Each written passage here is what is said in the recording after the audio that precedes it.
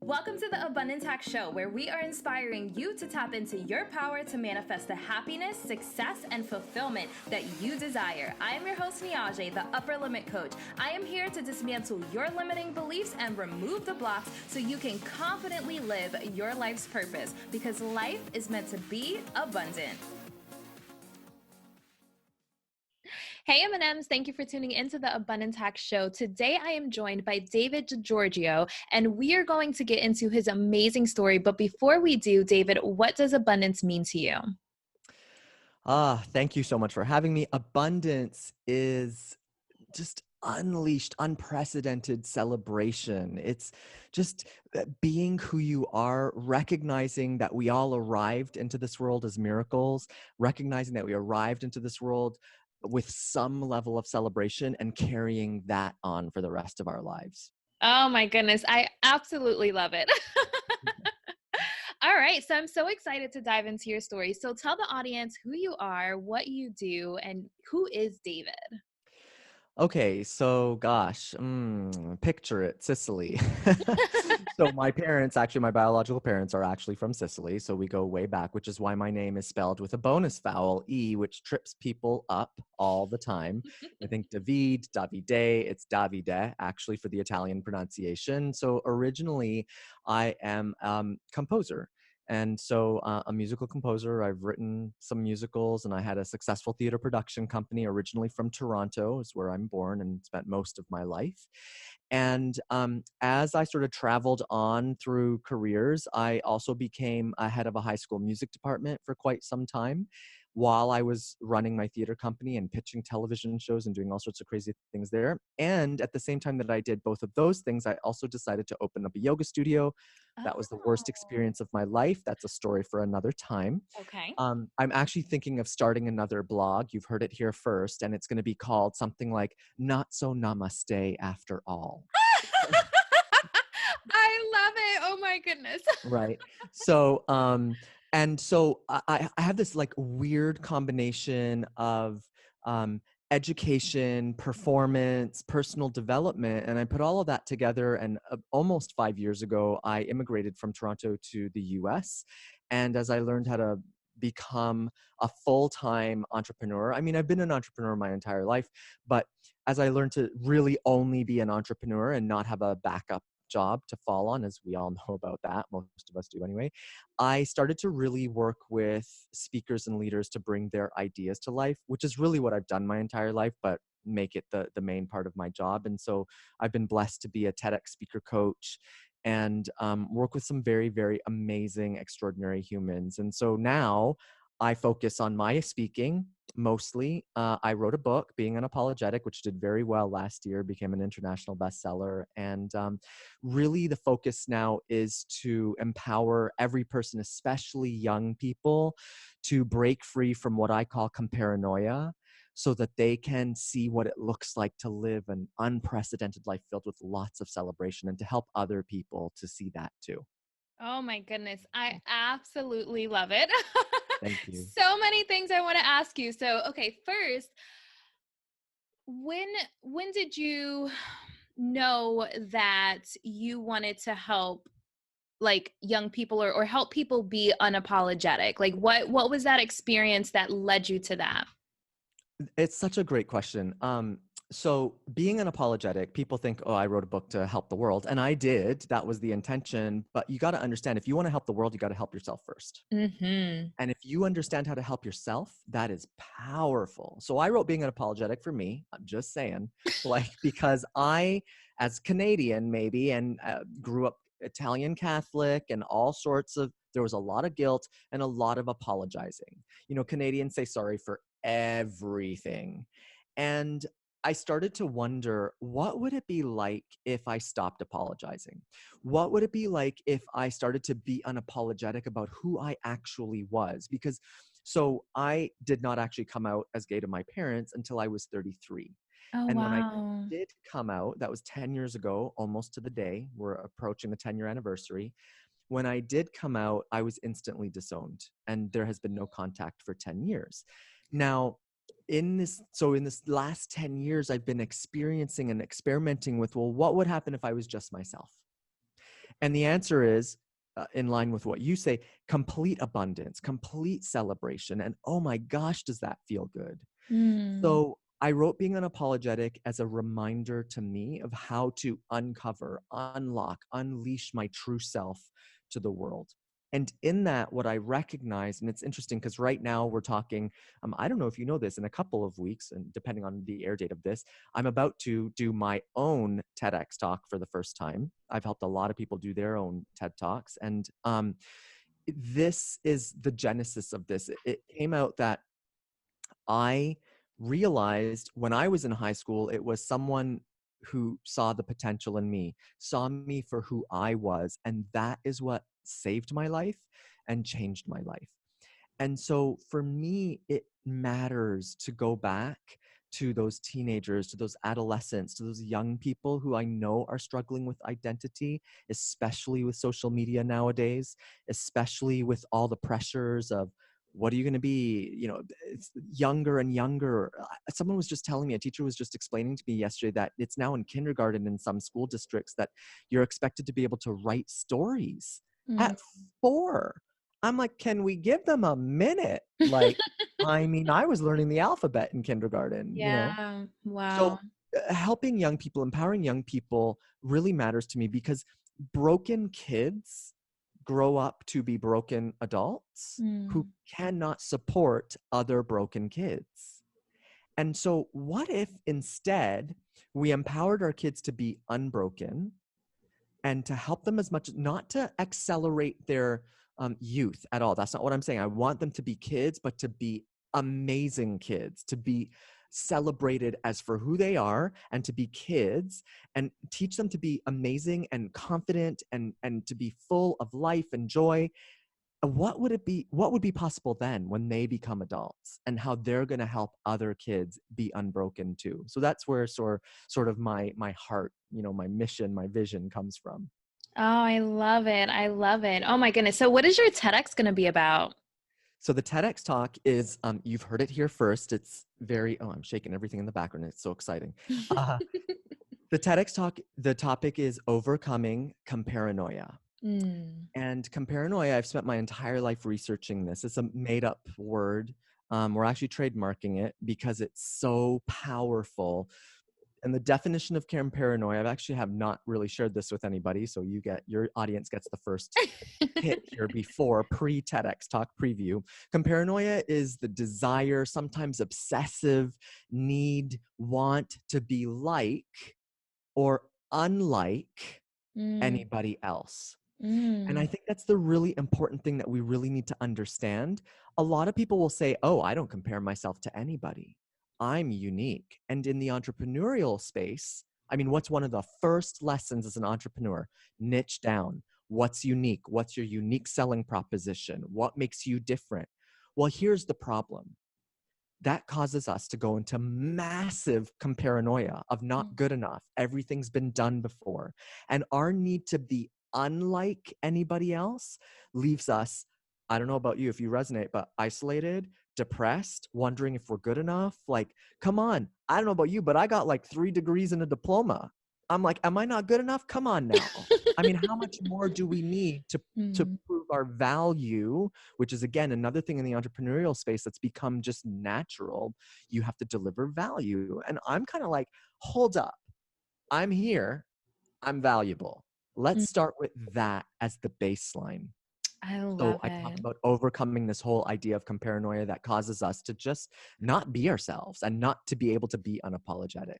Oh my goodness. I love it. Thank you. Yeah, and I never thought about that end of the spectrum of like trying not to be like anyone else. Wow, yeah, that's because I feel like life is all about balance, and if you're too far on either end of the spectrum, that could still be toxic. So, yeah, that's really, really powerful. Thank And I love the whole unapologetic thing. Like my theme for this year is hashtag unapologetic. you. Mhm.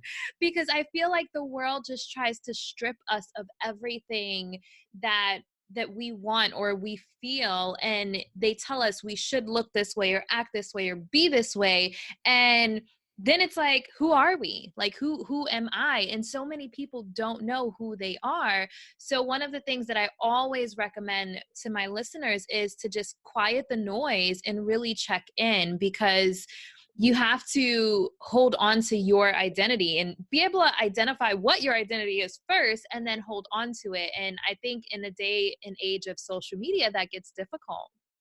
Very difficult, and you're so right. Like, here's the magical piece about this.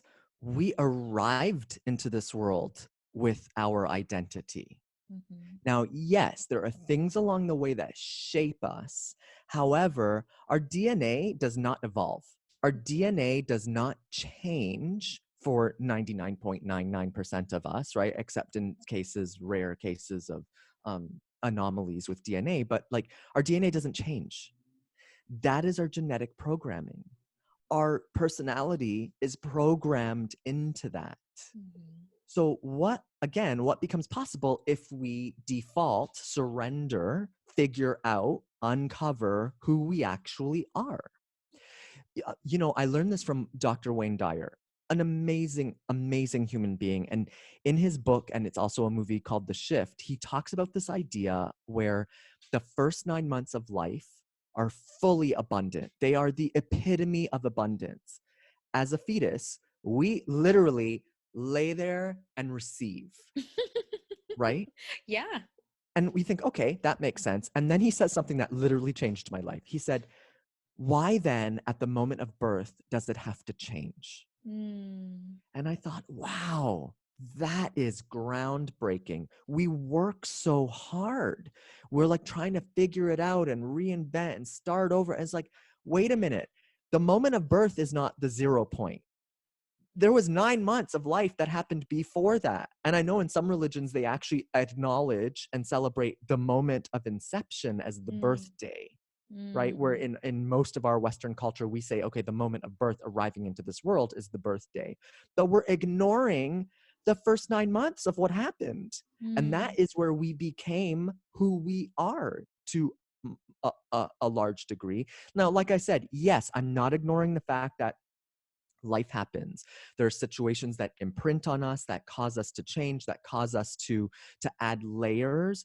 But again, like what I learned from yoga is the whole practice of unpeeling, of getting back to who you are. In fact, many yoga poses have been taken from observing babies in their Mm. natural state. Happy baby is a pose that babies do without you teaching them yoga. Mhm. So what if not only physically, but mentally, emotionally, spiritually, who we are, we stripped away all of the things that happened to us in life to get back to who we actually are? Mm. It's powerful. It's Mhm. very, very powerful when we acknowledge the fact that, like, maybe there's nothing to look for. Maybe instead it's a matter of just like allowing ourselves to show up. And if Mhm. you ask me, some of the most successful people in the world, whether we like them or not, some of the most successful people in the world who've created the longest lasting transformation were simply people who have been themselves. Growing up Catholic, I always use Jesus as an example. Whether he was real or not, whether you believe or not, the fact of the matter is this person, this story, whatever you want to say about it, 2,000 years later, still is a bestseller. And he didn't write it himself. It was so powerful that other people wrote the story. Mm. So to me, this was a person who was just being themselves. This man walked around saying things like, I am, period. That's powerful. Talk about the confidence going on there. And he did it while he was hanging out with the cesspool of society. He did not hang around with the equivalent of the politicians, the powerful people, the leaders. No, he hung out with the equivalent of the homeless people, people Mm. with mental disease, people who were at the lowest end of the spectrum in society, and still made a change that we're still talking about 2,000 years later. Mm. That to me is being unapologetic. And when you look through the years, Nelson Mandela, Mother Teresa, Martin Luther King, there's so many, Rosa Parks, whether the Brene Browns of the day, the Simon Sinek's of the day, whether it's the Michael Jacksons, the whoever who has made an impact on culture or humanity, you've got to look at them. And when I look at them, I say, wow, they were being unapologetic. They knew who they were. And like Dolly Parton says, they did it on purpose. And what a legacy that creates. It's so simple, right? Like, as you see, I get very excited about this. No, I love it. I love it. I'm like hanging on every word. Abundance Box is more than a subscription box. It's a movement. Not only are you sent spiritual goodies to your doorstep, it's a commitment to yourself to not settle, to live to your full potential and manifest the life that you truly desire. For more information, go to abundancehack.com/box to receive crystals, sage, therapeutic grade essential oils, guided meditations, and access to the private Facebook group to connect with other awesome members of the Abundance Box tribe. Join the movement because life is meant to be abundant. Okay, so for someone who is struggling with being unapologetic, how can they be unapologetic? So it starts with remembering who you are. So, and this is not necessarily, and so sometimes when we go through this work with people and clients, they say, oh, well, you know, like I just had a bad upbringing or whatever. I don't remember any moments of like celebration or whatever. And I said, and that to me is a red flag, because what you have to look at in your life, throughout your life, from the moment that you remember of arriving and up until now, you drop what I call these breadcrumbs of life. And if you go back and look at the breadcrumbs, you'll start to identify who you've been your entire life. As you start to identify who you've been, so situation happens, good, bad, or ugly, doesn't matter. So look at a situation and ask yourself, how did I react and respond in that incident? Maybe you had a fight with a sibling. Maybe your parent said something. Maybe a birthday happened. How did you react and respond in those situations? And just start to document those things. What you're going to start to do is uncover. This is not a discovery. And it's very interesting, actually. In my book, the first section is discovery. And in the next editions, I'm going to be changing that to uncovering, because it's not actually discovering, it's uncovering. So you'll start to uncover how you react and respond, which is your identity. We react and respond to things a certain way. And in that reveals who you are. So here's the problem that I find with a lot of people, and it happens in branding, especially in entrepreneurship and in so many areas of life. We go looking for things instead of looking at the evidence that we've left our entire life. So I remember as early as age 4, the first real moment of celebration in my life. And I won't explain the whole thing because I'm going to talk about this in my TEDx talk, but that moment sets me up, and I see it throughout the rest of my life, that celebration was very important to me.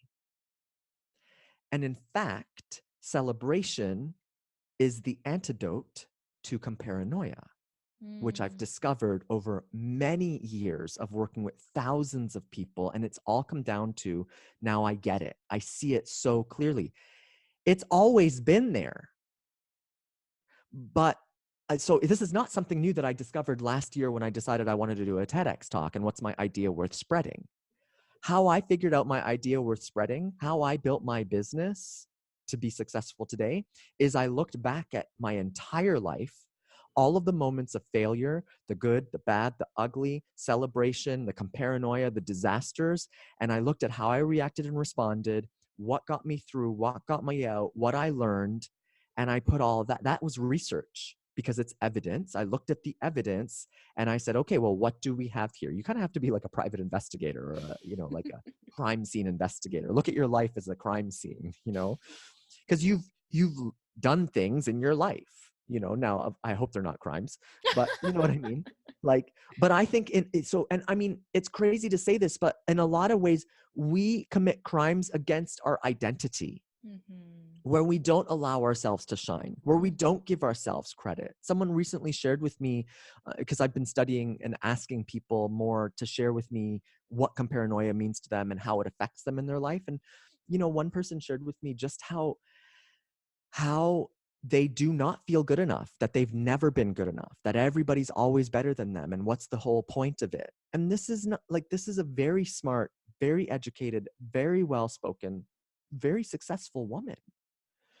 And it's crazy. Like, that's a crime to diminish your light, to diminish your miracle because you believe you're not good enough. Mm-hmm. So going back to look at the evidence is how you can start to uncover who you truly are. And it's all there. I promise you, all of the evidence is there if you're willing to look at it and pay attention and say, what is the point of these situations and scenarios that I've been through? And what do I learn from them? Because in all of those things, it exposes another element of who you are. Mm-hmm. And the faster you can get to being who you are unapologetically, the faster you will give people goosebumps, the faster you will create a following, the faster people will want to do business with you, the faster people will want to anything, like the faster you'll attract that mate, whatever it is that you want. Just be that powerful you, and everything starts to fall into alignment. Yes, I love it. I love it. I think that the way that I explain it is peeling back the layers. Like, life piles all of this crap on top of you, and you have to peel those layers back to get to who you are at your core. So yes, I absolutely love it. So I know you work a lot with people on confidence.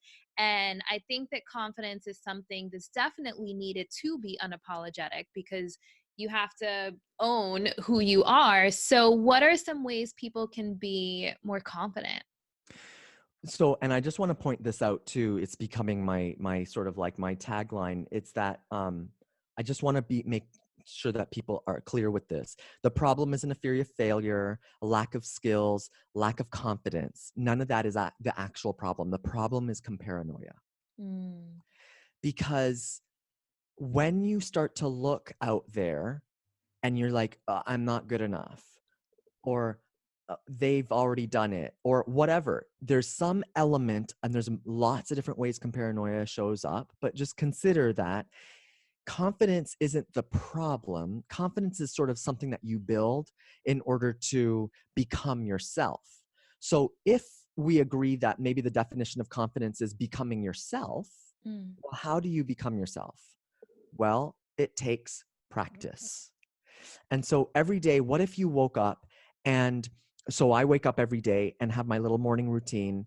And the first thing I do is I look in the mirror and I say hello to myself. And I make sure that I'm showing up for myself. And I say, good morning, David. And I say, I appreciate you. I thank you. And I love you. Mm. And I say it and I look in my eyes, because when's the last time you looked into your own eyes? Mm-hmm. When's the last time you looked into anybody else's eyes? If you Mm-hmm. can't even look in your own eyes, how could you possibly look into anyone else's eyes? Yeah. That's confidence. Being able to look in your own eyes and say, I appreciate you, I thank you, I love you. Even if you don't believe it for the first day, for the first year, what if you just keep doing that? Start there until you do believe it. And, in theater, they say fake it till you make it. And lots of people have different ideas about it. And I'm not saying you need to fake it, but just keep doing it. Mm-hmm. So build yourself up.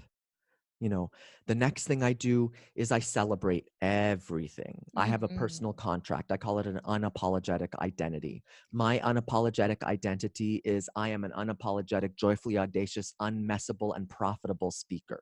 I love it. Right? Now, I want to be clear with everybody. People are like, oh, I'm not a speaker. One day I'll be a speaker. I'm like, really?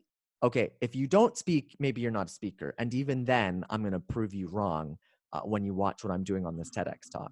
But I'm just saying, you've been a speaker your entire life. If you communicate, you are a speaker, even if it's one-on-one. So now be intentional. So take responsibility for your words. And I took responsibility, and I'm saying, yes, I am unapologetic. Now, let's be very clear. Remember, I wrote being unapologetic because I didn't necessarily believe I was. Mm. Now I'm programming myself. I'm telling myself I am the thing that is my biggest challenge. Not I'm going to be. Mm-hmm. I am unapologetic because that is my reminder, because I know that is my edge of growth. I am profitable because I have this thing growing up in an immigrant family that, the only way to make money is to work for someone else, and all that programming that doesn't work. I am audacious. I am joyful. And every time I say my unapologetic identity statement, and you could keep a simple one, pick an unword. Unwords are very powerful. I am an unapologetic leader. I am an unmessable wife. I am an unstoppable husband. I'm an unbreakable woman. Pick something. Now, here's the key, and you're going to love this. Every time you say it, every single time, you shake your ass. Right? And I learned that from Joseph Oh my McClendon. goodness. He's got attitude. That's his trademark, right? Joseph McClendon is Tony Robbins' top trainer. And he says, shake your ass. Why shake your ass? Because it's impossible not to change your state when you do it. Even if you're sitting Yes. down, like let's say you're at the corporate job and you're sitting down in your chair. If you shake your ass a little bit, it's just impossible not to feel a little bit better. So celebrate. Oh my goodness. And when you I start love to it. shift into celebration regularly, you start to build your confidence from the inside, and you're not doing anything crazy. You're not doing trust falls. You're not doing jumping out of airplanes. You could do all that stuff. It'll work for you if you want. But what if you just did it as everyday little things and reminded yourself of who you are? That builds your confidence. And that is how you start to overcome your comparanoia, with regular, scheduled, everyday celebration of everything. I love it. Oh my goodness. I love it so much. So, affirmations in the morning to just start your day. Make sure you add a little twerk in there when you do it. Mm-hmm. And the way I explain comparanoia is like I call it the grass is greener syndrome. You're always looking at what other people have, and I think that with social media, it's so prevalent right now, and that's what's causing so much unhappiness. And so I think also we don't celebrate ourselves enough, and that's one of the things that I told you when I explain to my guests that I allow you to introduce yourself, because I want you to celebrate your accomplishments. I want you to say it. Like, when you hear other people say it, people always respond like, oh, like such a great title, or that makes me uncomfortable. Why should it make you uncomfortable? Own your accomplishments. You did it, own it. So I like for people to say, I wrote this book, I coached this person, I spoke on this stage, and own it. We have to celebrate ourselves, because there's so much in life trying to tear us down. So we have to build ourselves up. 100%. Yeah, absolutely. And I love your plaque behind you. You can never have too much happy. Yes. You can't. Now, I just want to be very clear again, too, because this is not about, so there's this whole, movement in the conscious community and whatnot, to, like positivity. Mm-hmm. No. We're not tricking ourselves to ignore. Mm-hmm. I'm talking about, you want ninja celebration? If you can celebrate the crappy things in your life, now we're talking. So I'll give you a quick example. I have a friend, a client who took on a client, and he sent me a message, and he called me and he said, oh my God, I'm so pissed off. Like I cannot believe I took on this client for $200 a month.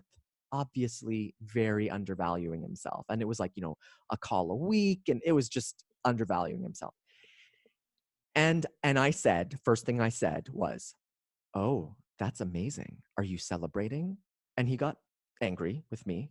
I said, you and your stupid celebration. Like, I don't understand. This is not a moment to celebrate. I said, are you sure? He said, what is there possibly to celebrate? And I asked him, I said, so how disgusted were you? He said, oh, I was disgusted at myself. I threw the phone across the room, and oh my God, I can't believe I did this. And I said, are you ever going to take on another client for $200 a month? And he said, hell no. I said, and are you celebrating now? And he was like, oh, I got it.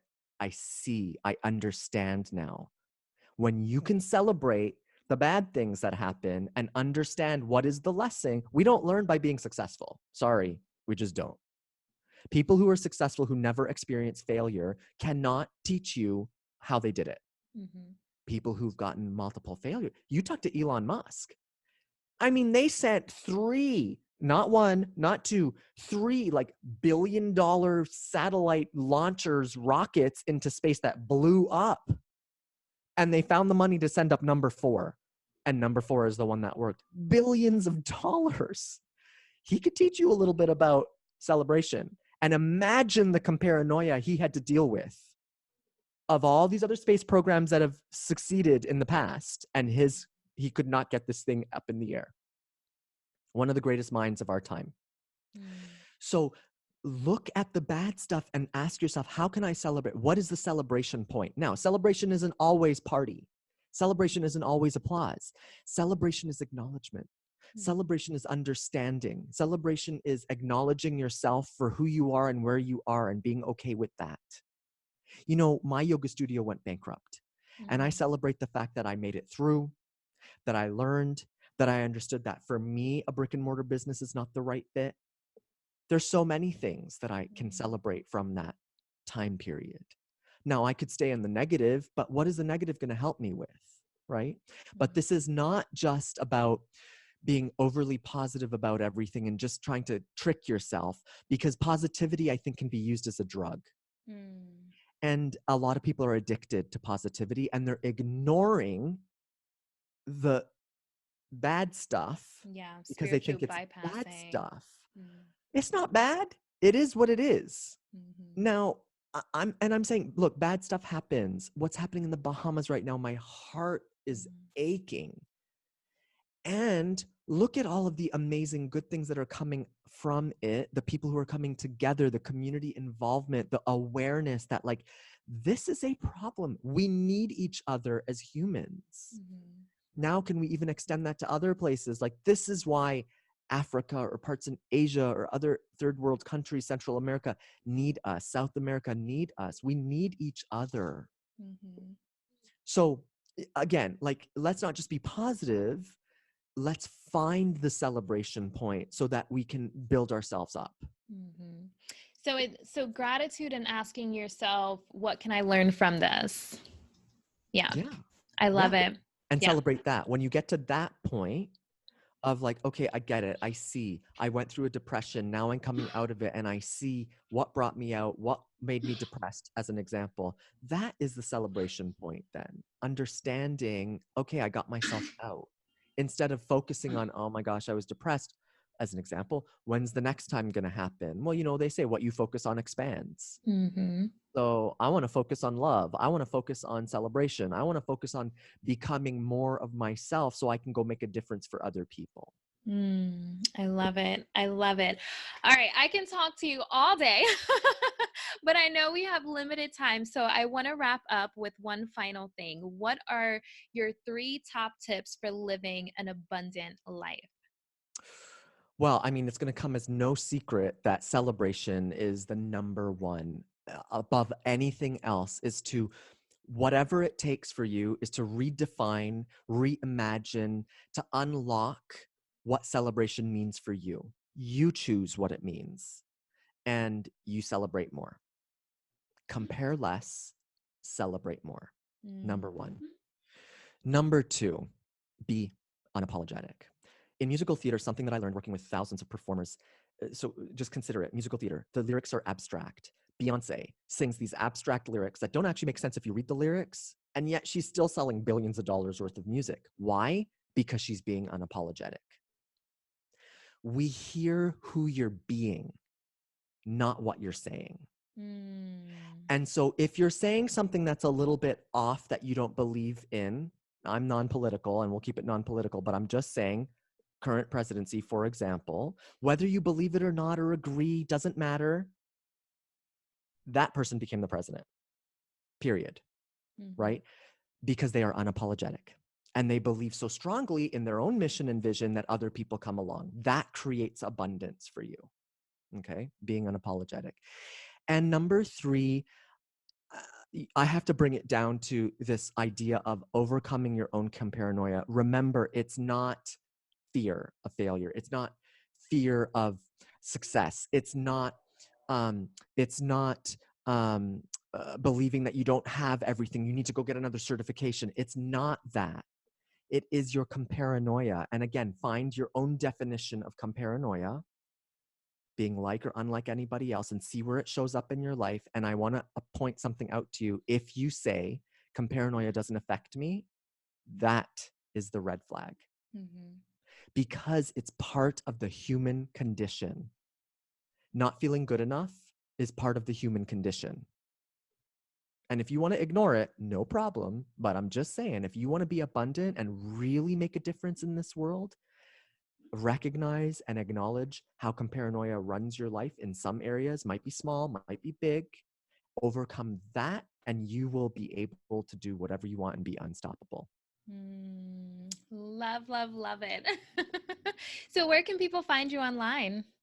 Simple, being unapologetic.com.